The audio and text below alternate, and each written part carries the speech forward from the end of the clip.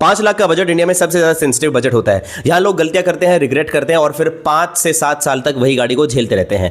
आज मैं आपको इस वीडियो में बताऊंगा कि 5 लाख में कौन सी कार लेना गलती है और कौन सी कार लेना रियल इंजीनियरिंग के हिसाब से स्मार्ट चॉइस है।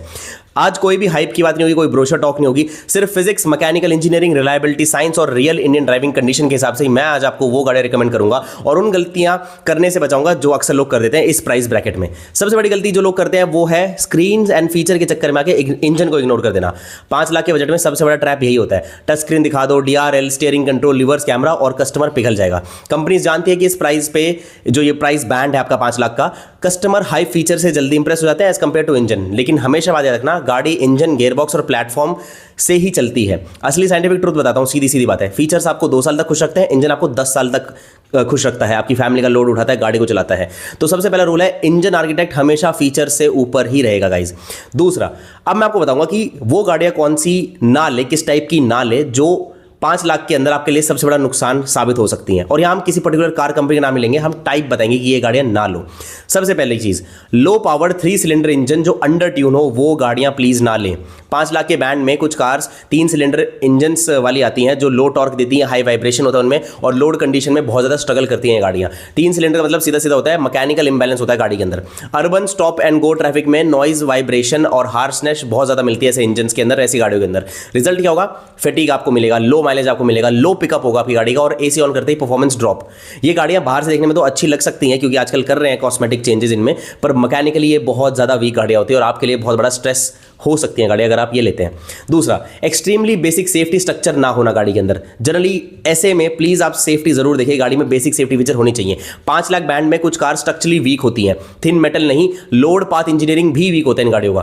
क्रैश इंपैक्ट एनर्जी कैबिन तक आ जाती है। एयरबैग होने का मतलब ये नहीं होता कि गाड़ी सेफ हो जाती है, स्ट्रक्चर स्ट्रांग होना बहुत जरूरी होता है गाड़ियों का, जो अक्सर इंडिया में लोग नहीं देखते हैं। ठीक है गाइस, अब बात करते हैं वीडियो के नेक्स्ट पार्ट की, जो है आउटडेटेड प्लेटफॉर्म्स के बारे में। रीबैज कर देना, रीमार्केटेड वर्जन कर देना, कंपनीज अलग अलग तरीके से लोगों का पागल बना रही है। कुछ 5 लाख के मॉडल्स पुराने प्लेटफॉर्म के रीबैज्ड या स्ट्रेच्ड वर्जन होते हैं, जिनका प्रॉब्लम सबसे पहला होता है प्लेटफॉर्म वेट हाई होता है उन गाड़ियों का, एफिशिएंसी लो होती है, इंजन मिसमैच होता है और हाई मेंटेनेंस होती है 5 लाख के बैंड में होने के बावजूद भी। इंजीनियरिंग मिसमैच का मतलब लॉन्ग टर्म रिग्रेट, 5 से 7 साल तक पछताओगे, वो स्टार्टिंग में बोला था ना, वही चीज। ठीक है, अब बात करते हैं कि 5 लाख में फिर सबसे ज्यादा स्मार्ट चॉइस क्या करनी चाहिए आप लोगों को, राइट? सबसे पहले हमेशा वो गाड़ियां चूज करो जिनकी proven simple and reliable engines हैं। इंडिया में हीट, ट्रैफिक, बैड फ्यूल और क्लच वेयर ज्यादा होता है, तो आपको चाहिए क्या?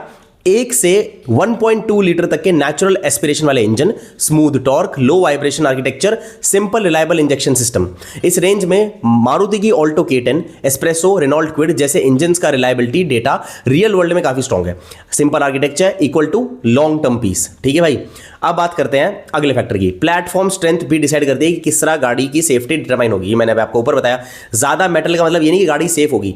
Crash load path equal to engineering, energy को कैबिन डोर डाइवर्ट करने में कितना ज्यादा कामयाब है और नहीं, ये आपकी गाड़ी का स्ट्रक्चर डिपेंड करता है।